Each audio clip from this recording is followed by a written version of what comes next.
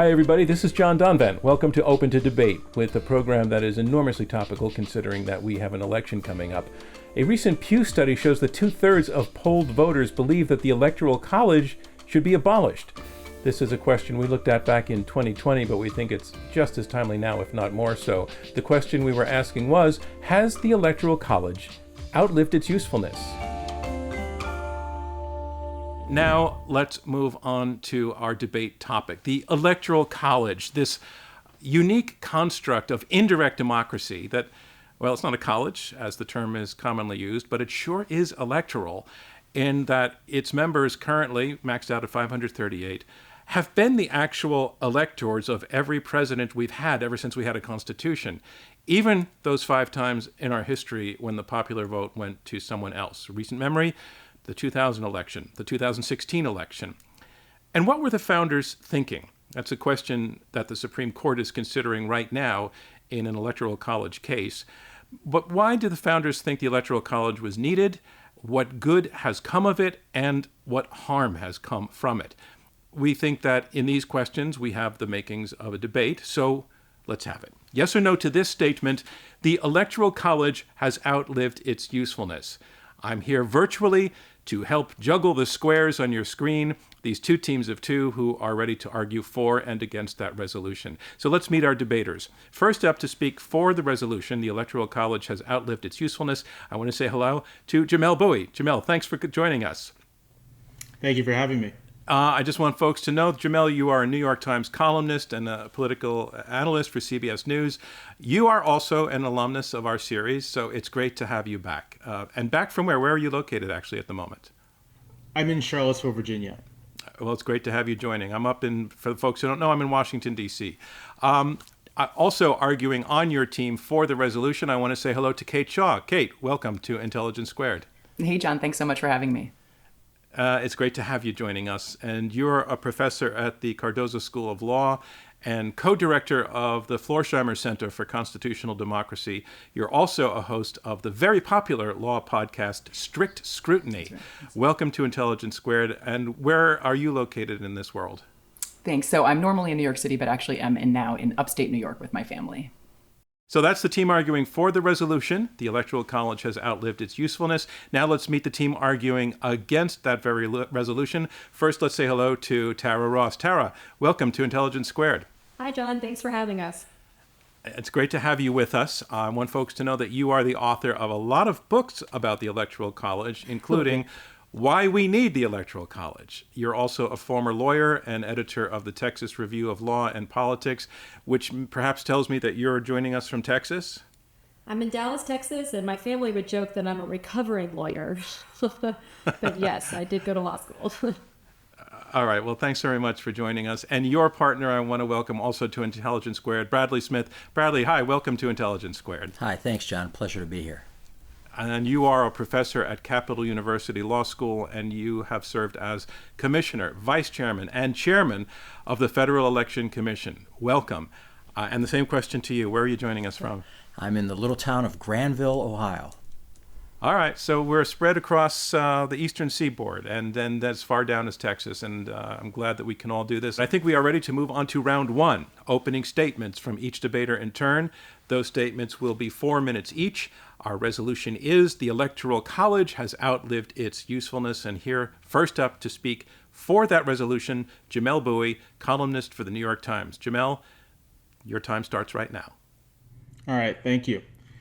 So to address the resolution, to address why I think it has outlived its usefulness, I'm going to begin with a discussion of how we got to the Electoral College in the first place. And the key thing I want everyone to understand is that the Electoral College that we have, the one we will use in November's election, is that not actually the one that was ratified in 1788. That Electoral College fell out of use very quickly, and what we have is essentially an extra constitutional mechanism put together to deal with the exigencies of politics as they developed. So a quick sort of capsule summary of how we got the Electoral College. From the beginning of the Constitutional Convention, and specifically when they began thinking about the national executive, the delegates were trying to balance essentially four competing things when it came to how to choose a national executive. They wanted a voice for the people. They wanted fair representation for slave states. They wanted independence from the legislature, and they had to deal with the very simple question of how do you actually choose a national executive in a big, large, diverse country. They cycled through a few things. Several delegates, including James Madison, proposed popular election. Others proposed choosing from the Congress. But by the time they came to a conclusion, which was at the very last minute of the convention, they decided they would do this elector-based system, that each state would choose electors who would gather together as a kind of Congress that would filter through candidates. Whoever won the majority of electors would become president, runner-up vice president, and if there was no winner, it'd go to the House, who would choose on the basis of the delegations. No one was really entirely satisfied with this when they came to the conclusion, but everyone expected more or less that the president of the convention, George Washington, would become the first chief executive, and this was a straightforward way to get George Washington to become president of the United States. So no one was really too worried about it. There was debate over it during the ratification debates, but it wasn't a big sticking point. No one was too worried about mob rule in these discussions. They weren't worried about excess of democracy. Usually when the founders talked about democracy, they were talking about Athenian-style direct assemblies, not representative elections. So it works in 1789 and 1792. And then to choose Washington, and then it promptly falls apart. 1796 is highly contested. 1800 is famously contested because Aaron Burr and Thomas Jefferson get the same number of electoral votes, and this ends up, nearly tearing the country apart. And the 12th Amendment is passed to ensure that electors can choose a president and a vice president on separate ballots and to avoid a repeat of 1800. But by this point, this is key. By 1800, the idea of a non-partial body of people selecting a president is gone. We have partisanship, we have political parties, we have partisan electors, you have the expectation that they will choose on a partisan basis.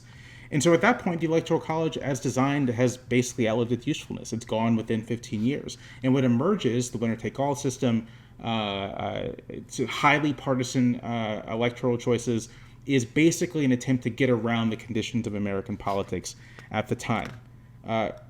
Surviving founders lament this, and even Madison calls for a constitutional amendment to get rid of winner-take-all at the very least. And by the close of the 19th century, we've had several Electoral College misfires, or misfires of this new strange system we've devised. And there is an emerging consensus that we should do something different. My debate partner will talk about the Electoral College as it developed in the 20th century and the problems associated with it. Thank you. Thank you, Jamelle Bouie. And now we move the argument over to the other side, arguing against the resolution that the Electoral College has outlived its usefulness. I want to once again welcome Tara Ross. She is author of Why We Need the Electoral College. Tara, the screen is yours. Thanks again for having us. So I'm going to start with a story that might surprise everybody. In the late 1960s and early 1970s, civil rights leaders came out enthusiastically in favor of the Electoral College. Now, this was no token gesture of support. They wrote editorials. They testified before Congress. In general, they seemed terrified that if the Electoral College were to go away, racial minorities would be harmed. In fact, National Urban League President Vernon Jordan defended the Electoral College, saying, take away the Electoral College and the importance of that black vote melts away. Blacks, instead of being crucial to victory in major states, simply become 10% of the total electorate with reduced impact. So he and other civil rights leaders noted the benefits that go unappreciated today. First, he noted that third parties cannot gain too big of a foothold with the Electoral College. Now, maybe you're not too happy about that because we all sometimes get frustrated with our two choices. But the good side is that extremists cannot have too much of an influence on our election. In particular, the civil rights leaders noted that segregationist George Wallace in 1968 was unable to get a foothold. They noted other benefits as well. They noted that the concentration of minority voters in certain large urban areas can be an advantage. Jordan called this the empathy factor. Those who live in the same city tend to have shared concerns, so the result tends to be coalition building within cities across racial and other lines that might normally divide us. Those coalitions can swing a large metro area and thus the state. But the beauty of the Electoral College is that it balances us in so many ways. So while urban areas may have disproportionate power in some parts of the country, in other parts of the country, rural and small states can make a big difference. And this is because of how electors are allocated, partly based on population and partly based on one state, one vote. So we have a balance. And the result of this, historically speaking, has been that we have encouraged presidential candidates to build coalitions.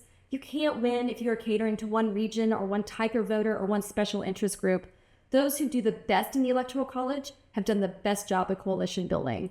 Historically, those who do a terrible job tend to fail. So the virtual audience is looking at me and saying, but Tara, that's ridiculous. Look how divided and angry we are. I agree. We are in a bad place. Both parties are broken. Nobody's doing a great job of coalition building, and it's not pretty. But the good news is we have been here before. We were here in the years after the Civil War, stark division between North and South, lots of anger and division and upset. But the Electoral College helped us. And the reason it helped us is because it was unproductive to stay in that place.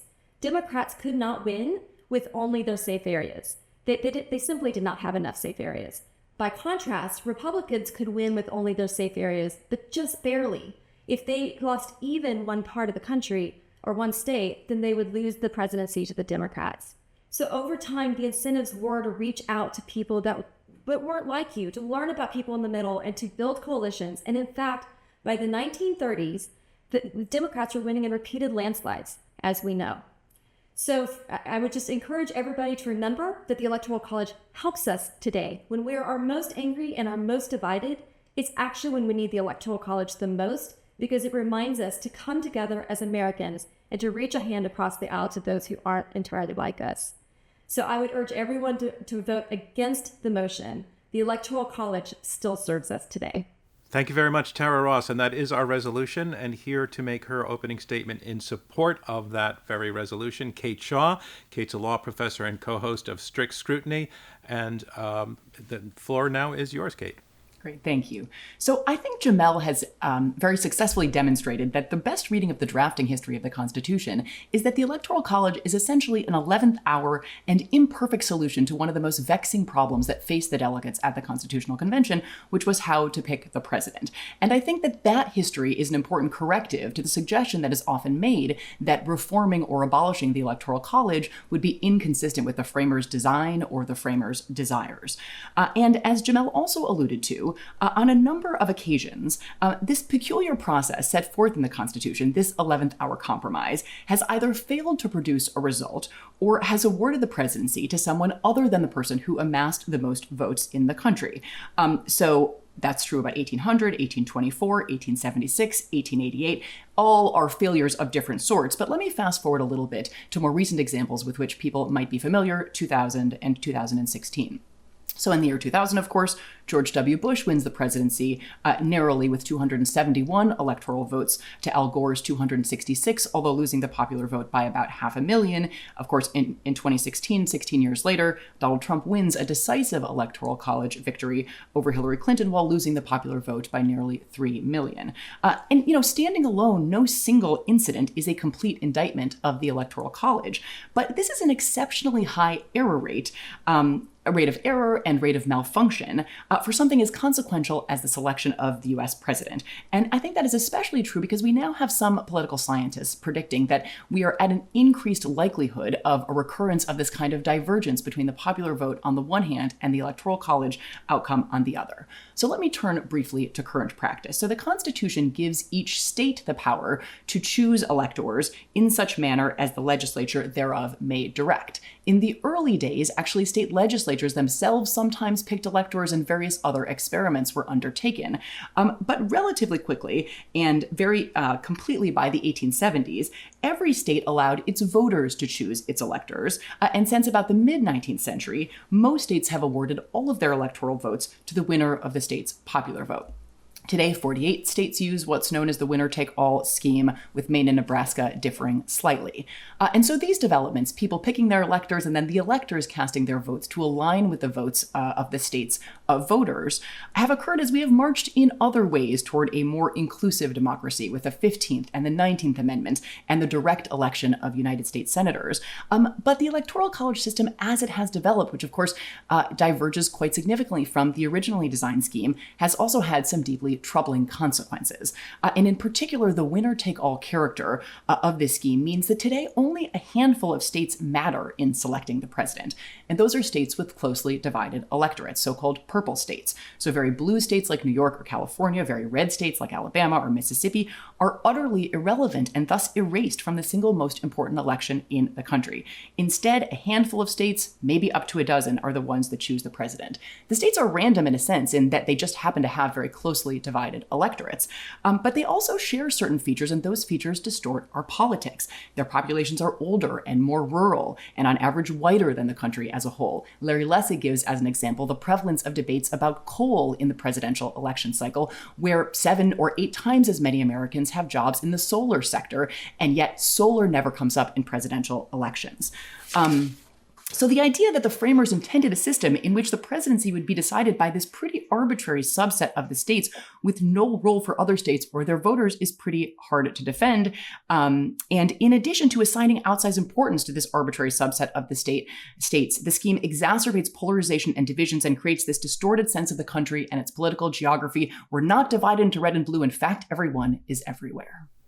Thank you very much, Kate Shaw. And our final opening statement comes from Bradley Smith. Bradley Smith is a law professor and former chairman of the FEC. Bradley Smith, the screen is yours. Well, thank you, John, and thank you to our viewers for tuning in. Here in the United States, majority rule is clearly a very important value, but it's not our only political value. Our Constitution and institutions contain numerous anti-majoritarian features that are aimed at protecting and enhancing other values. The Bill of Rights most obviously simply takes a lot of items off the table. No matter how much you're bothered by fake news, you can't censor the press. We have separation of powers, enumerated powers, bicameralism, judicial review, and numerous other checks and balances. Many people forget that it's possible to win a majority of the U.S. Senate without winning a majority of the votes cast for senators. It's possible to win a majority of the U.S. House and to elect the Speaker, the second most powerful official in the country, without winning a total vote for the House of Representatives. Many people are also under the mistaken belief that the United States is somehow unique in this respect, that we're the only country where you can lose the popular vote and still be elected the chief executive. That's emphatically not true. In countries that use proportional representation, this happens when no candidate gains a majority, and then afterwards the various parties get together and they negotiate a coalition, and sometimes it's the winner of the popular vote, and sometimes it's not who heads up that coalition. And this has happened in recent decades or recent elections in Sweden, Norway, Germany, Israel, Italy, and other democracies. In other countries, such as the United States, chief executives can be elected outright without winning the popular vote. This happened in Japan in 2003. Since World War II, it's happened twice in Great Britain, it's happened twice in New Zealand, and it's also happened at least twice, not only in the United States, but in the other 3 democracies, great geographic democracies that span a continent or a subcontinent. That is India, Australia, and Canada. And Canada most recently just in 2019, less than a year ago. Have all of these countries got it wrong? I mean, our system is different, but the principle is the same. So are Kate and Jamelle ready to condemn all of these other democracies for just getting it wrong? Now, saying that the Electoral College occasionally gives us a president who did not win the most popular votes is merely a statement of fact. It's not an argument. And to call such results misfires or errors is to fail to understand why we have an Electoral College.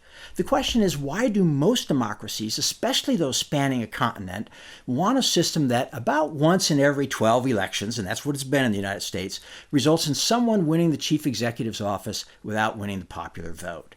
Let me suggest that our Electoral College recognizes that in a vast, incredibly diverse country such as ours, it matters how electoral majorities are created.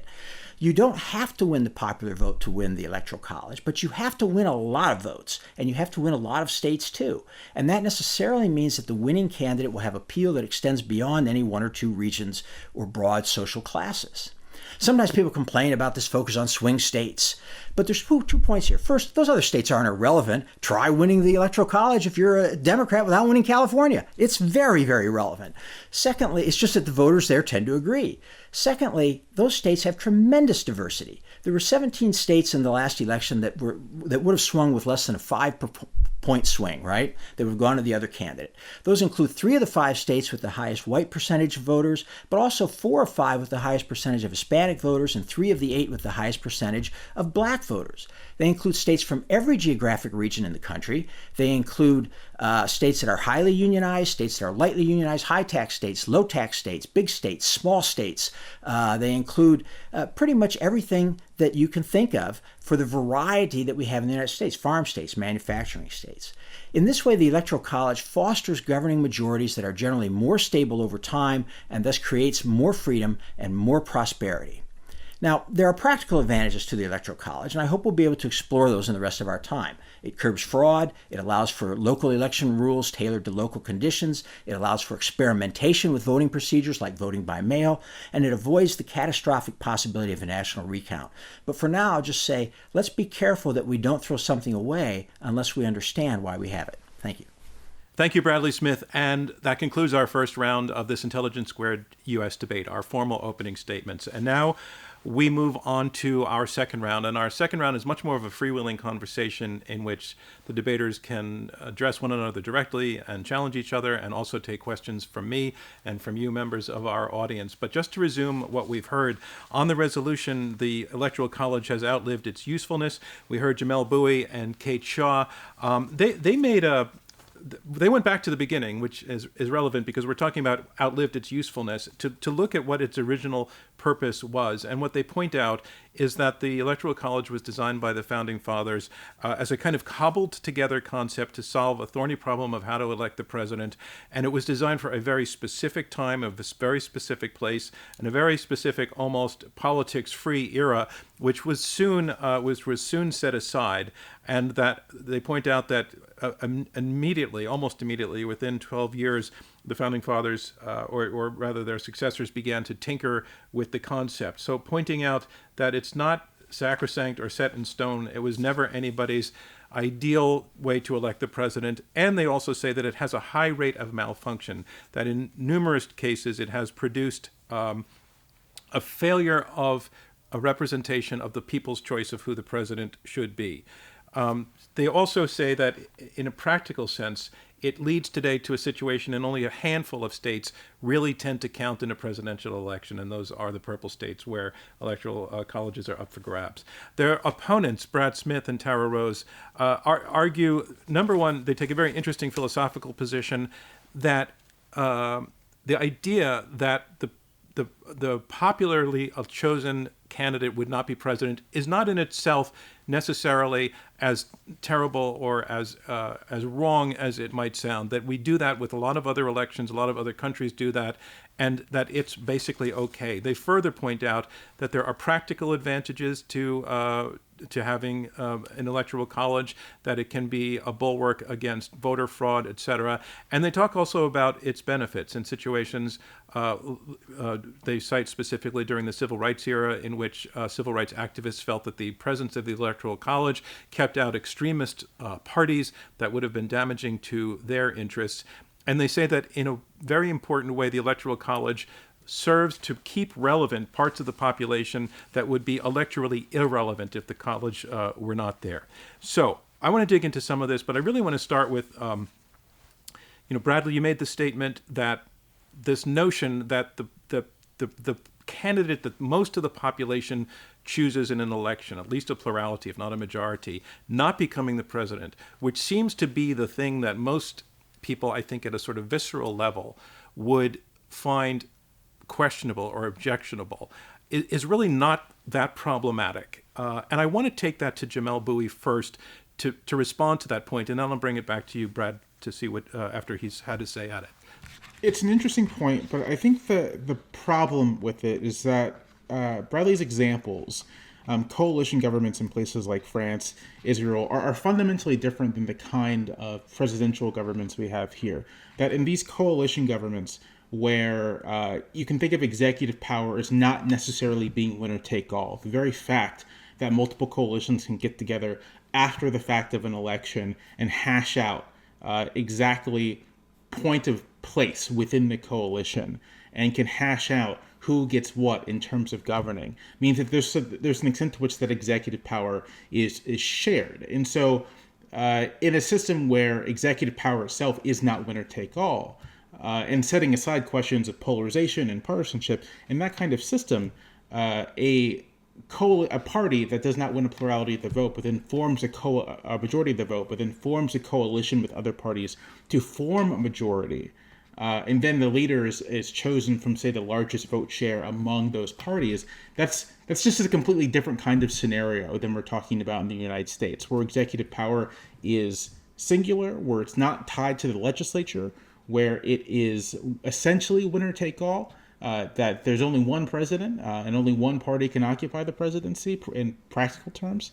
And in that kind of situation, it does become sort of democratically problematic for the winner to not have received a majority of the vote. And I'll add, I set aside polarization for a sec, but polarization is really important here. You can imagine a situation in which American politics are far less polarized, and a popular vote loser or electoral vote winner then forms a kind of coalition government upon taking office. This is basically what happens with the Lincoln administration, right?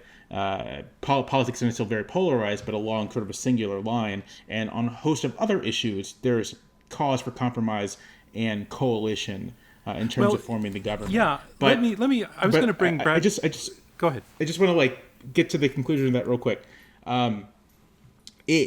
Because we have polarization, because the person who wins the presidency tends to govern for the sake of a particular partisan ideological agenda, it makes it even more important that a majority of the public has assented to that agenda.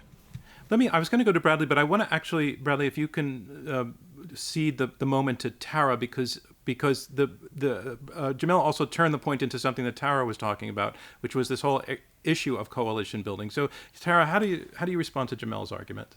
Well, I guess we're just disagreeing on how we see this play out. The way I see it, it's the reason that they do those things in those other countries is because they're looking for a way to ensure that a variety of voices is reflected in the process. And they are selecting one person. So I guess I'm not a prime minister or what have you. So I guess I'm not understanding that part of Jamelle's argument. But look, the point is not, America's unique. We're not just like any of those countries. And I hope we're not trying to be. But the point is just to bring in a variety of voices. This is the one person who is expected to represent all of us. And America is a unique, huge, diverse country. The founders thought 13 states was too diverse, too big for us to possibly be self-governing, is how they would have seen it. They thought it would be dangerous. And of course, they solved their problem by creating some of these checks and balances in our system, including the Electoral College.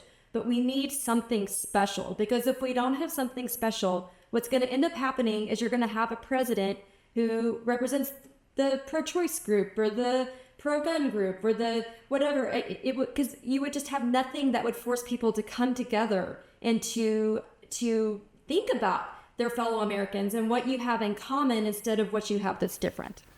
So, Bradley, Jamelle made the point in his opening statement that the thing was designed for a specific time and place and a very specific political situation or politics-free situation, and then it changed. And then basically saying a thing that was designed for a situation 230 years ago it's very, very reasonable that its usefulness would be outdated. And I want to ask you, counterfactual question, if there hadn't been an electoral college, but we had the opportunity to create one now, would we want to have an electoral college? I don't know, right? We'd go into debate, and I don't know. But I think I can tell you this, right? First, I want to point out, responding to Jamelle, he addressed only kind of a minor part of my point, which was countries that use proportional representation, where, by the way, oftentimes the head of the government that leads that coalition that forms after the election is not the party that got the most votes. It's the party that got second or third most votes. But he ignores the part that's most relevant, which is countries such as the United Kingdom, New Zealand, India, Canada, Australia, all of which use systems that do not rely on proportional representation and consistent coalition building created after the election results. In each of those cases, though, you can win a majority and you can win the prime ministership or whatever the office is called without having won a pure majority or even a plurality of the popular vote. But what you have to win in all of those countries is a lot of votes. And you have to win, especially in a large country like the United States, India, Canada, Australia, geographically diverse countries, you have to win votes across a broad spectrum of interest. You know, the United States is very, very different. Montana is very different from New York City or New Jersey. And you have to put together a coalition that can carry that full regime. Now, if we go back to the original use of the Electoral College, all I'll point out is that many things we find over time have uses that are different than what we might have originally designed them to be. It may be that things are not the same as they were in 1800. It should be noted that the Electoral College is not the same as the one that was created in 1788. It has been changed. But I think it has served us very, very well. We're a very stable country, and it's hard to find many countries that have as good a record of electing chief executives as we have in the United States. When I asked Brad if you would invent an Electoral College today if we didn't have one, and you said, I don't know, is that because you find the question not reasonable, or because you just really don't know? You think that there are too many factors in play? Well, because I might very much argue for that, right, for an electoral college, but we've got lots of different people, different things. Who knows what we would come up with? What I would suggest is that what we came up with in 1787, amended in 1800 or 1801, I believe, has worked very well for us. You would be hard-pressed to find any nation that has found as good a group of leaders as the United States has had over the years. Now, we've had our duds. But if you look at a group that includes, starts with Washington, Jefferson, Madison, and so on, Monroe, it includes people like McKinley and Teddy Roosevelt and Franklin Roosevelt, and in modern times it includes some excellent presidents. People disagree with some of the particulars of presidents, but if we think about them as a group and leave aside sort of policy disagreements, it's a pretty impressive groups that really only I think England can even come close to matching. So it served us pretty well. Let me bring in Kate Shaw. And Kate, you were the person who cited put out the language out there that the Electoral College has this high rate of malfunction, and your opponents dismissed the notion that there have been meaningful malfunctions. So dig into that point. Sure. I'd like to hear more about what you mean by a malfunction. What constitutes the system not working? And I think it ties back, actually, John, into your first question, which is there is this basic kind of political and moral intuition that the person who wins the most votes in an election ought to be the victor in that election. And I think that by the time the Electoral College gets sort of realigned first in 1803 through the 12th Amendment, but then over the decades in the 19th century, in which states are basically assigning their electors to simply follow the will of the voters of those states.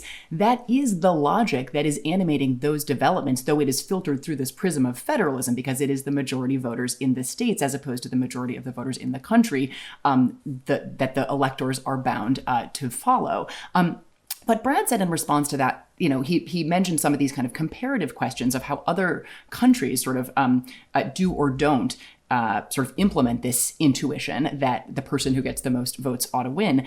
But it is, and he cited, to come back to the domestic context, he cited a couple of examples of sort of U.S. examples that are inconsistent with that general principle. And I think the two, of course, are the Senate, which, of course, in terms of sort of your national vote share, right, you, of course, could get the most votes in the country, right, in support of your political party and yet not control the United States Senate, right? The Senate does not hew to the basic logic of one person, one vote, right? Sort of basic political equality and majority rule.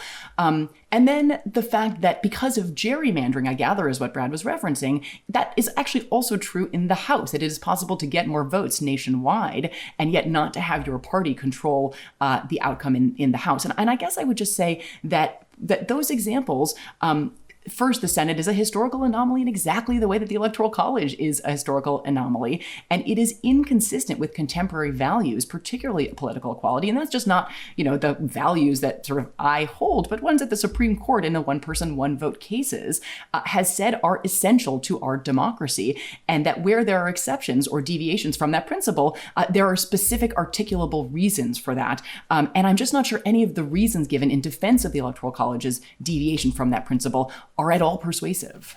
John, All right. Can I jump in here? I would like to jump in. Let me let first Tara, because going back and forth, and then Jamelle, you'll be next. Okay, then I'd like to jump in. Thank you. I just wanted to jump in on this idea of malfunctions.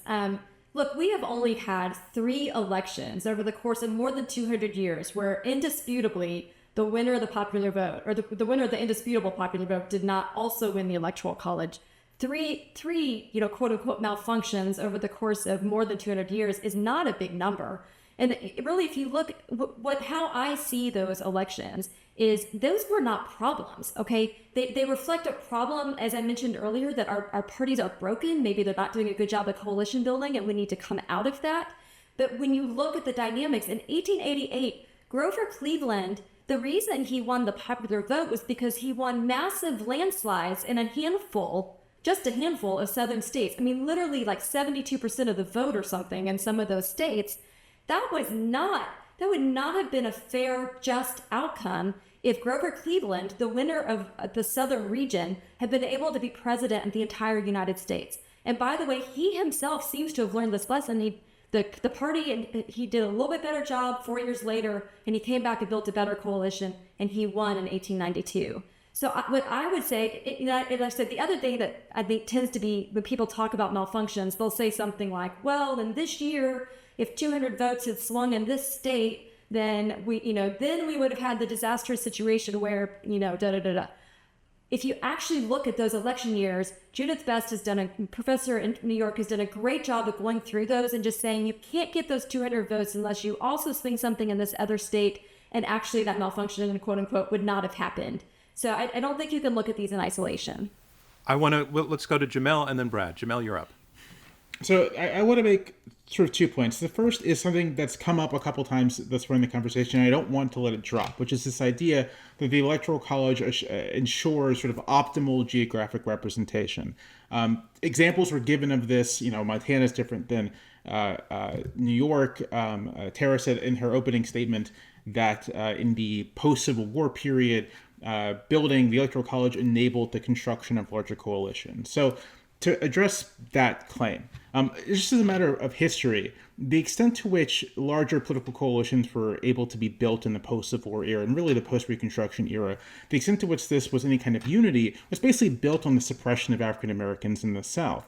And so when you've wiped out essentially an entire voting bloc and realigned politics such that the key issue of civil rights is sort of off the table because we're just not going to deal with it, then yeah, you can build broader coalitions. And related to that point, part of the reason why it took a century, almost a century after the official end of Reconstruction, to recreate the conditions of civil rights law that we saw in the immediate Civil War era is because by suppressing the black vote in the South, the white South was able to make those votes essentially irrelevant for a national party. That there was no reason to try to build partisan competition in the South when you knew that there was no chance you were ever going to win the state. Those were wasted votes. They were minority votes.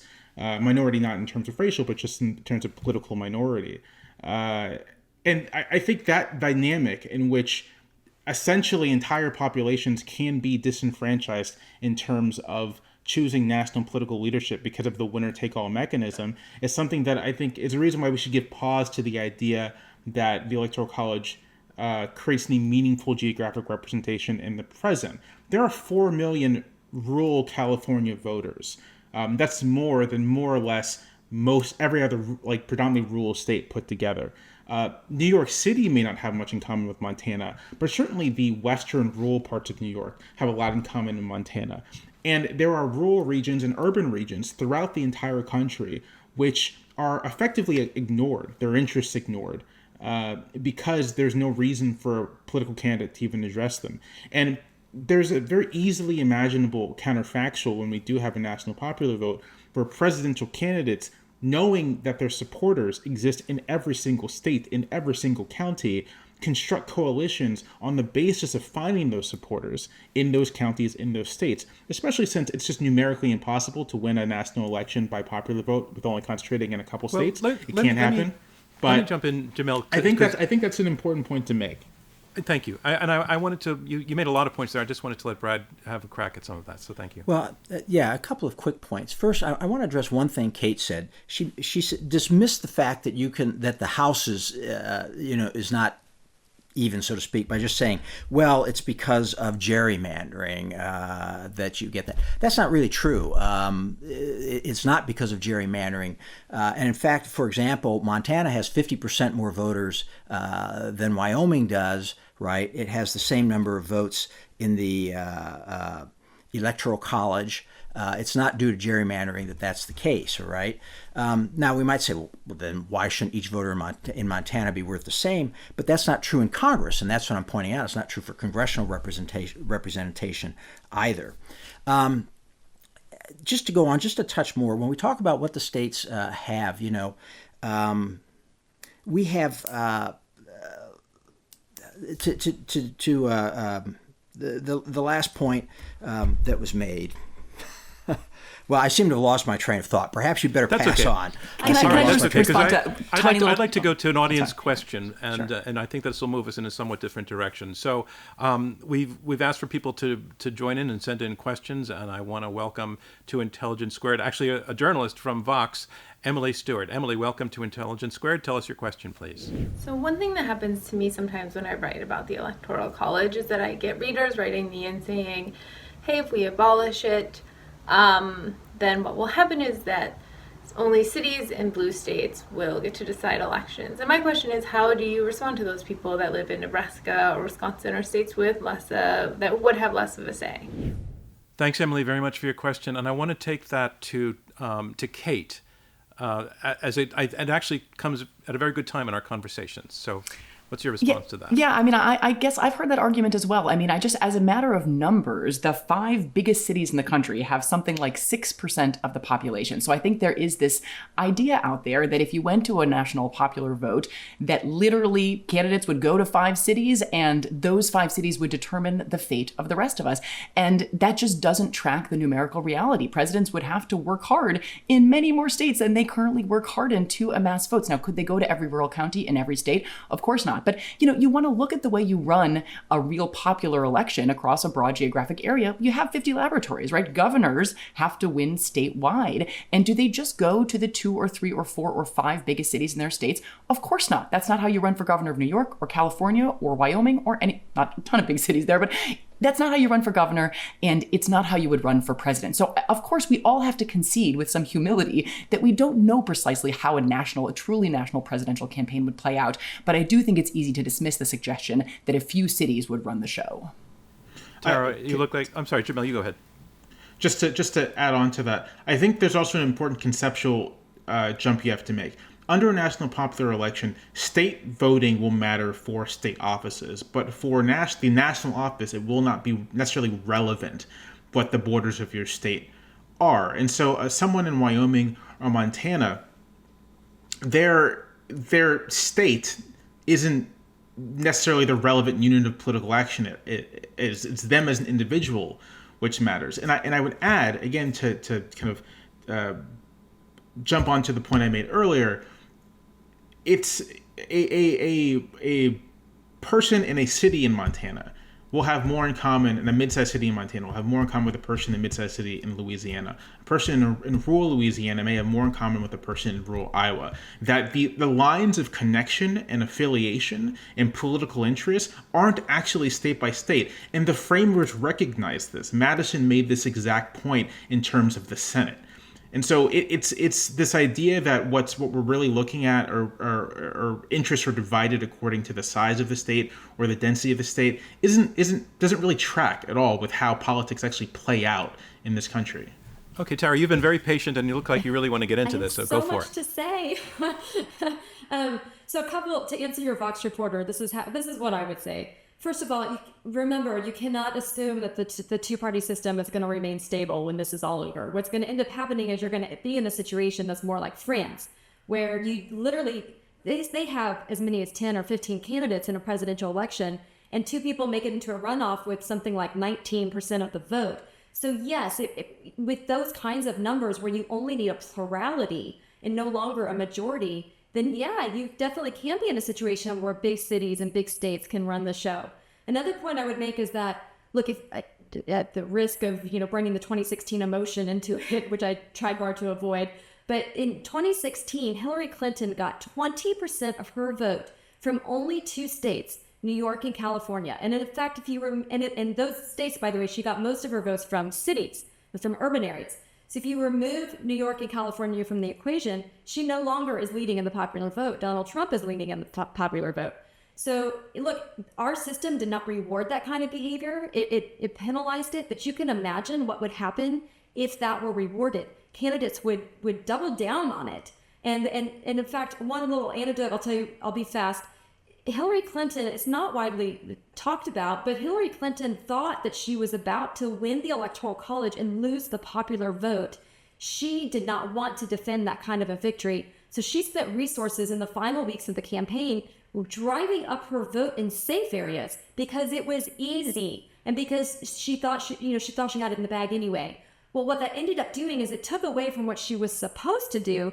And what she's supposed to do is be coalition building and going to the blue wall states that she ended up losing. And she could easily, if she had just spent those resources doing what she was supposed to do, she probably would have won the election because it was that close. Our system rewards coalition building, and that is a good thing. I want to go to another questioner from the audience, and I want to welcome to Intelligence Squared, Barb. Barb, tell us your question, please. Hi, my name is Barb, and I'm from Washington State. What will happen in future elections if Washington, D.C. and Puerto Rico become a state? Okay. Well, I want to point out Washington, D.C. may not be a state, but it does have 3 electoral votes in the Electoral College. Puerto Rico does not. But I kind of feel that what Barb is getting at is that Washington, D.C. and Puerto Rico would likely be, well, D.C. are always votes for Democrats, and Puerto Rico likely would be. And I want to sort of pivot that question in a slightly different direction. And I'll put it to you this way, Bradley. Does the present Electoral College system favor one party over the other today? Is it?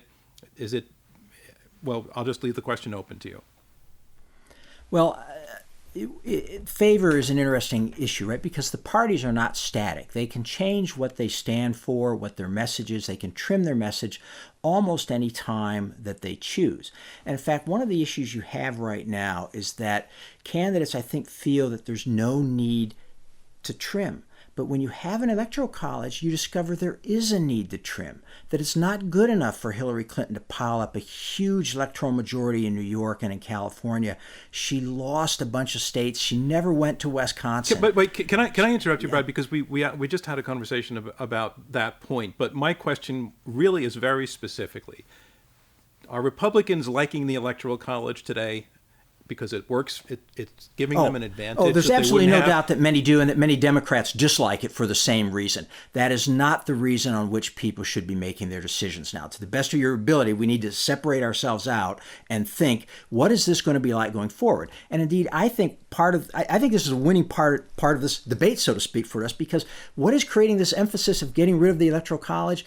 It's that Democrats have had 2 recent elections where they've lost the Electoral College and won the popular vote. So naturally, they're like, oh, we got to get rid of the Electoral College. What's funny is, remember, in both of those elections, going in, the widespread view was that you might have the opposite, where the Democrat would win the Electoral College but lose the popular vote. Remember all the talk about Hillary Clinton's blue wall? The idea was Republicans couldn't win enough states even if they won the popular vote. So I think you're right. I do think there's a little Democratic-Republican thing, but we need to try to set that aside and look at the merits. But let me take that to Kate just very briefly. Are all sides making self-serving? I'm not talking about the 4 of you, but in general, has this shaped up as a conflicting sides making self-serving interests as opposed to interests on the larger principle. What do you think on that, Kate? Look, I think there's some self-serving arguments. I also think that in some ways it's unfortunate for the tenor of this debate that in 2004, so it was actually a very live possibility that in 2004, John Kerry would have won the electoral votes of the state of Ohio. He lost very narrowly to George W. Bush, then would have won an electoral college victory and lost the popular vote. So we would have had a partisan flip.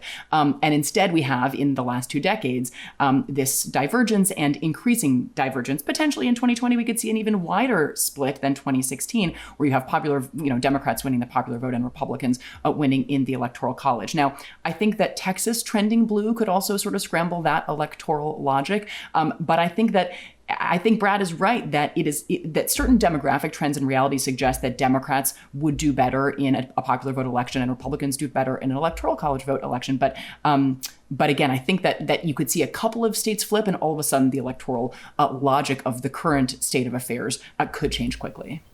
Okay. Can I jump into that? Sure, please do, Jamelle. Yeah. I mentioned earlier in this conversation that we can't ignore the role of polarization in American politics and sort of driving particular outcomes. And I think the reason to be worried about popular vote electoral college splits has everything to do with the fact that there's no indication that our society or politics are going to become less polarized in the future. And so what you'll be looking at potentially, and right now it's Democrat, Republican, and that's the partisan valence of it. But I would encourage people to think of this not in terms of partisanship, but in terms of just sort of how democracies maintain legitimacy. So what you may be looking at this year, 4 years from now, 8 years from now, are situations where one candidate doesn't just win a couple more million votes, doesn't just win 4 or 5 more million votes, but conceivably win 7, 8, 9 million more votes than their opponent, large numbers, large percentages, and does not become the president. In that scenario, the person who has won, who has lost rather, doesn't necessarily have a less diverse coalition, a less geographically broad coalition. It's just sort of the vagaries of chance. Their voters are geographically ill-distributed. And the result of that outcome is that the winning candidate not only has executive power, but because of our polarized politics and the fact that the Democratic and Republican parties are pretty much ideologically, don't vary much from their polls, would mean that you would have a governing coalition that doesn't really reflect the entire public pursuing what is essentially a factional agenda. And I'd like to note that the framers, and Jefferson and Madison in particular, or Madison more than Jefferson, who worried about this in the final years of their lives, that winner take all for the Electoral College would essentially make factionalism of that sort much more attractive. And I think that's what we're witnessing. I do believe that if, to bring in contemporary politics, if President Trump had won a outright majority of the vote, and that was the basis on which he is governing, and that coalition necessarily would have been broader than the one he actually had, he would perform much differently than he has. Setting aside whether you agree with his decisions, I think it's hard to dispute that the president has governed in a factional manner. Tara, what do you think of that point? There's a lot in there. I was trying to figure out what to hit first. Look, I think I'm going to go back to what I said in my opening statement. I do agree that we are in a divided time. I do agree that both parties are broken. And I do agree that everybody needs to do a better job of coalition building. But I would just lay the blame equally on everybody. Everybody is doing it.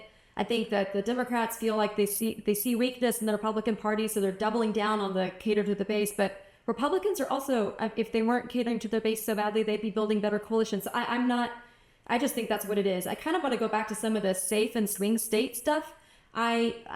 Just because it's been in and out and it hasn't really been fully addressed. Look, my view is there is no such thing as a permanently safe or swing state. They change all the time. Kate mentioned that, some think Texas could go purple soon. It just changes. West Virginia, people forget. In 2000, if West Virginia had not flipped from a safe blue state, which it was before 2000, to a safe red one, George W. Bush would not have won that election, regardless of what happened in Florida. And you can see examples throughout history. California used to vote Republican. Texas used to vote Democrat for Jimmy Carter. There's a whole slew of southern states that voted for Barack Obama or voted for Bill Clinton that would not dream of voting for Barack Obama. It is constantly shifting. In 2016, Utah was threatening to vote third party, even though they've been a safe little red state for forever. That safe little red state was so important to the Republican Party, which knew it needed every vote, that they dispatched Mike Pence out to Utah in the closing days of the campaign. So I'm push back on this notion that safe states don't matter. Safe states matter. Utah mattered in 2016 with its small allocation of votes. Texas matters, even though it's been voting red for a while. California matters. There's no Democrat that wants to go into the election without California or Republican without Texas. But right now, some of them are getting afraid it's going to happen. So this is just constantly shifting. It's like a pendulum that moves back and forth. Safe states are states that have made up their minds early in the process based on the prior 4 years of governance that preceded the election. But there's nothing certain about that. And they will flip anytime they feel discontent.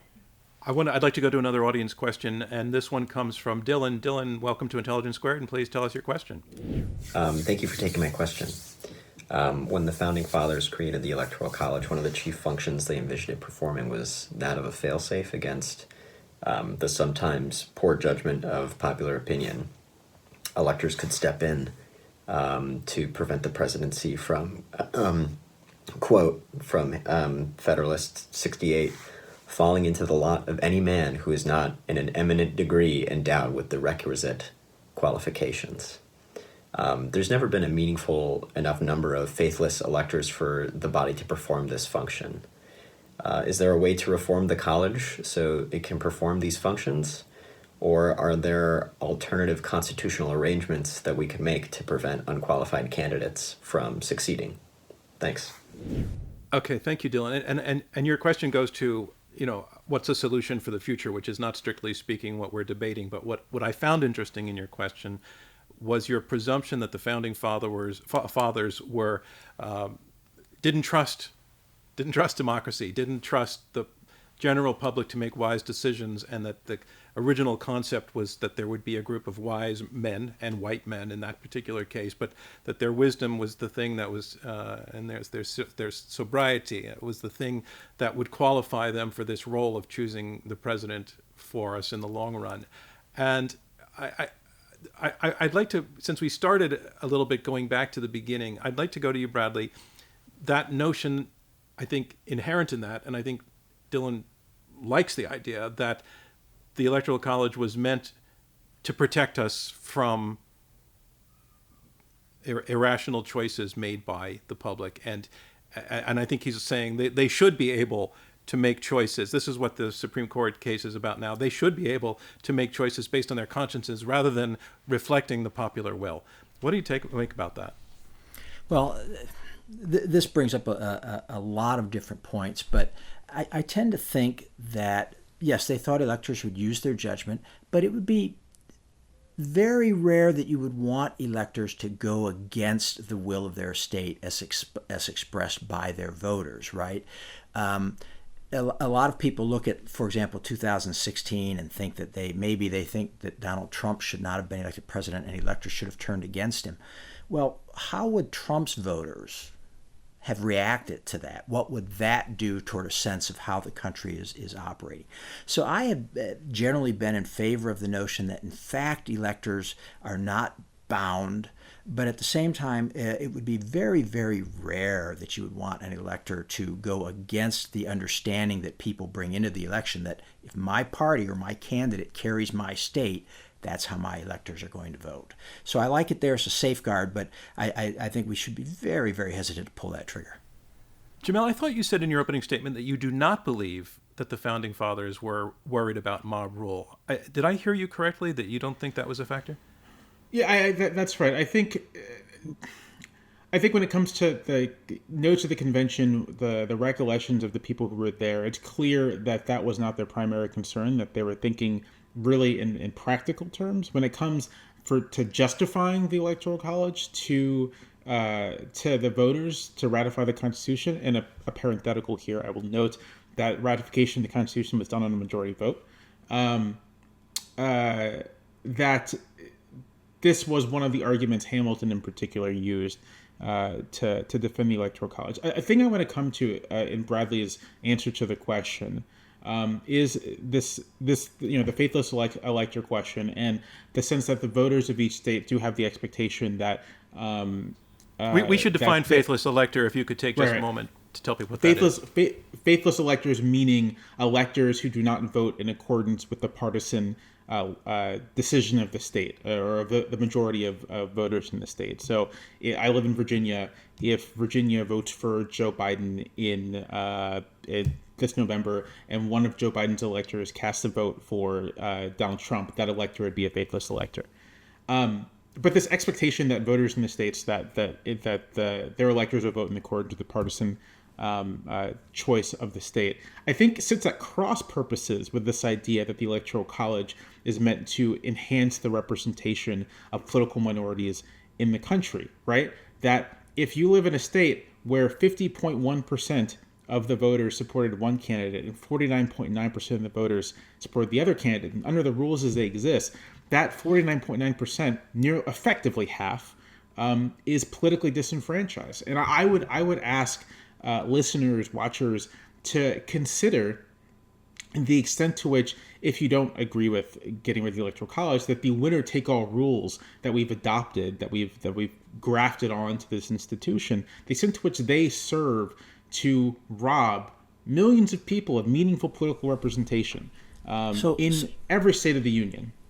Can I come in here and respond? I want to ask a question of Jamelle. So do you think that in 1976, voters in the country were disenfranchised when Jimmy Carter was elected with 50.1% of the vote?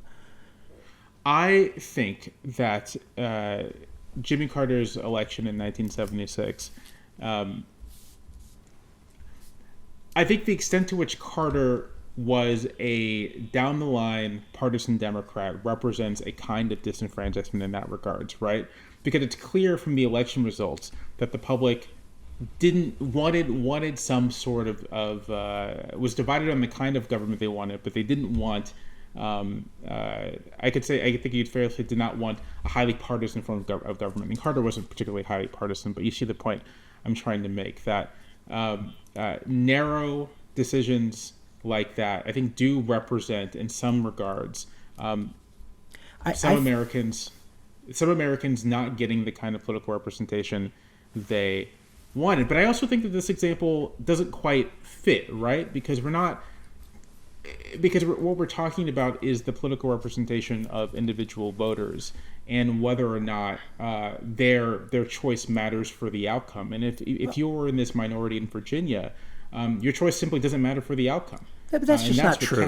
That's just not true. Of course, it matters for the outcome, because eventually, because any one voter is unlikely to switch the election, right? There's 200 million voters. Any one voter in that sense doesn't change the election, so you can say no voter matters. Voters matter eventually in the aggregate, and you can't go around in any election that's going to be won. There's going to be a losing candidate, and you can't use terms as you used like disenfranchised to say you lost. I'm sorry that you lost, but you were not disenfranchised, and let's not confuse those two things. I think that's a very important distinction to make. No, I think you can use the disenfranchisement level. If you live in a state where voting is highly racially polarized, such that your particular political group will never be able to form a meaningful majority to win that state's electoral votes. And this isn't a hypothetical. This is Mississippi. This is Louisiana. This is Alabama, right? States where large percentages of the voters, 35, 40% are African American, but because of the high level of racial polarization, those voters will never, barring some real, let me finish, will never be able to form a coalition with enough white voters to win. Those voters are effectively disenfranchised in the winner take all. So voters who, for example, want to abolish the income tax in a state, and they may represent 20% of the vote, they can never get a majority. Are they disenfranchised? I think precisely because... No, they're not. Your answer is no, Jamelle. You know your answer is no. They're just outvoted, and that's a different thing. My answer is no, because it's an example that has no relevance in the actual way our politics plays out. In the real world of American politics in 2020, polarization along lines of identity is the relevant form of polarization. And when we are as polarized as we are along the lines of identity and geography, these two things are connected, then winner take all in states where people who represent a minority identity are unable to build large enough coalitions amounts to a kind of disenfranchisement. No one's polarized on income taxes. But I don't want to dominate this, John, but can I make one point in response? No, as moderator, I need to bring in our other two debaters because it's been on one-on-one for a while. I want to start with Kate, and then we'll come to Tara. Kate, you want to jump into this, or I would just take one beat to say there's a distinction, I think, between a scheme that erases duly cast votes the way our current state-based electoral college scheme does, and a system in which you simply fail to successfully carry a majority support for a position. And I think that, of course, no one is claiming that any party that loses in a majoritarian contest is thereby disenfranchised, but that there's a distinction between losing in a genuine and fair majoritarian contest and losing in a scheme in which certain votes are simply not relevant and thus effectively not counted. Tara. Okay, I would see if I can read my chicken scratch here. I've been making notes. I'm going to push back on some of this.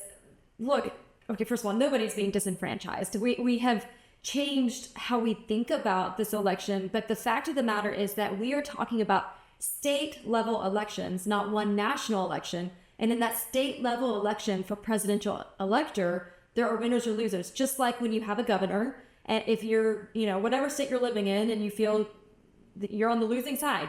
That's what's happening in your state. Also, there is no permanent, this is not a permanent situation.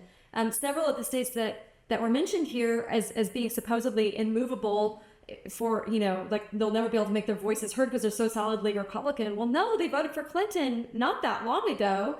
There was some talk about how racial minorities cannot make their voice heard. Well, I said in my opening statement, one of the reasons that civil rights leaders in the 60s and 70s were so for the Electoral College is because they felt like there are parts of the country where we haven't inflated. Right now in New York City or in some of these other big cities, you can see where there would be more of an impact. And so, again, the Electoral College is about balance and how you balance things out over the country. And, for the rural voters in New York who probably feel really awful about not being represented in their state government or in their presidential election for the electors.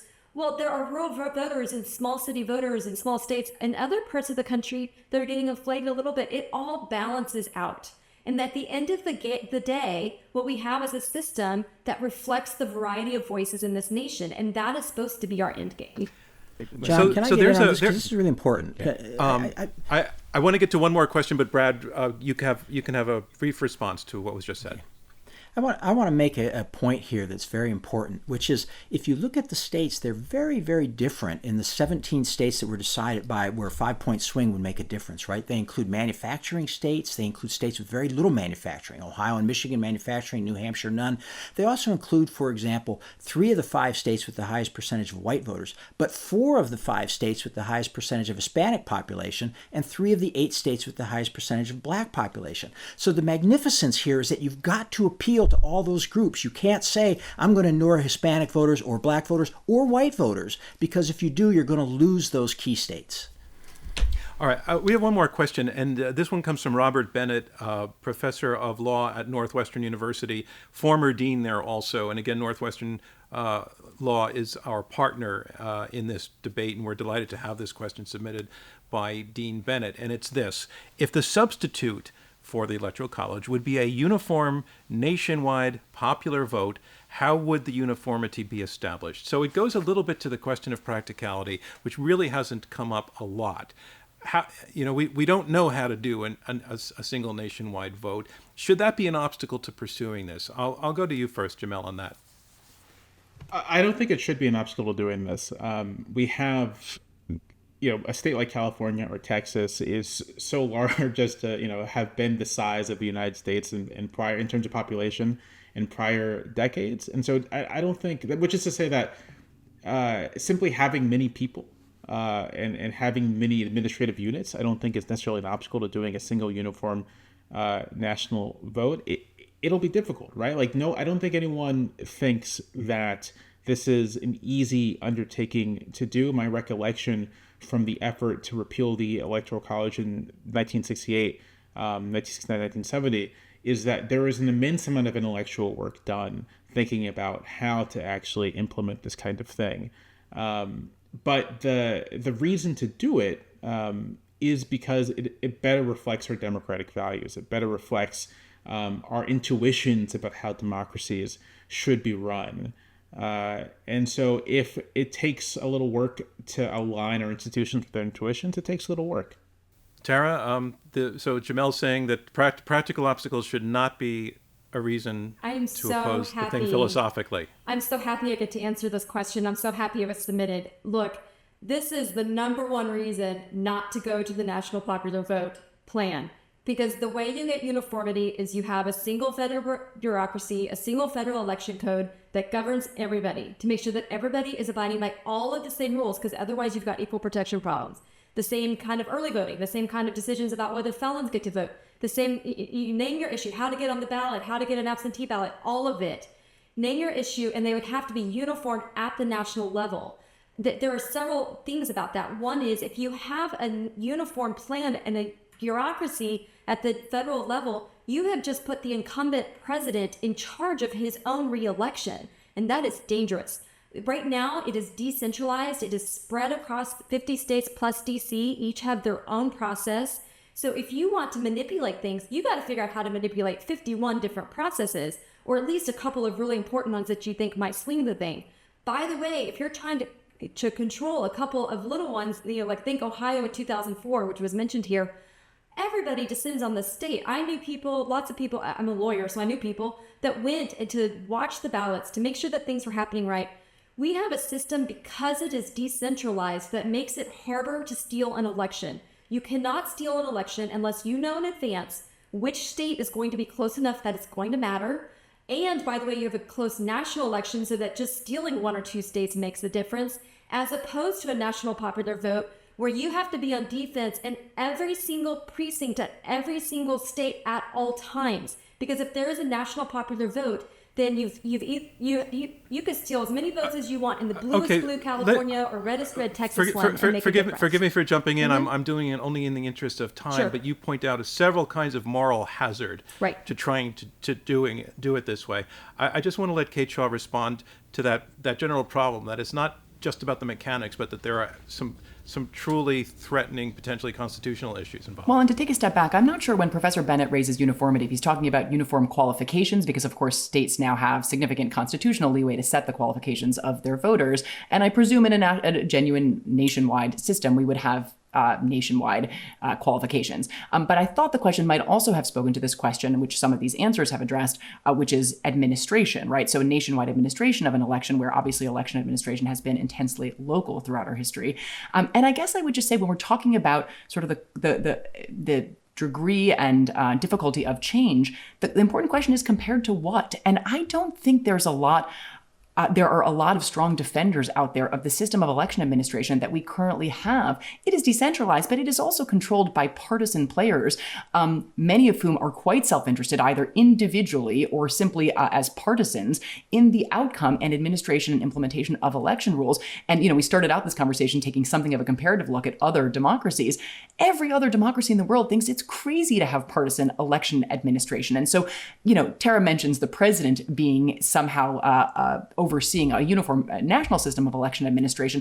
We have that problem at the local level, so we could think creatively about ways to create bipartisan entities that would administer a truly nationwide presidential election, or it could be done in a cooperative federal and state manner in the way many federal programs are. So I'm not deterred by some of the administrability hurdles, in part because we already face them in the system we currently have. Okay, Brad, I can give you the last word on that, and then we're going to wrap this round. Oh, well, I'll just say, sure. Just note that experimentation is good, but if you have a national system, right, then you don't have vote by mail experimentation in Colorado or Washington State, right? You can't experiment and try things, and then you can't have other states trying to decide how they want to do things. You can't have states experiment with different methods of voting, different voting ages, different restrictions on felon voting. So there's a lot of local differences that I think we really ought to respect. Okay, and that concludes round 2 of this Intelligence Squared U.S. debate. It was really lively, and I want to thank all of you for how you conducted yourselves, and you made it really, really interesting. So let's move on to round 3, closing remarks. And here to make his statement closing the argument, the Electoral College has outlived its usefulness, is Jamelle Bouie. Jamelle, once again, the screen is all yours. Thank you.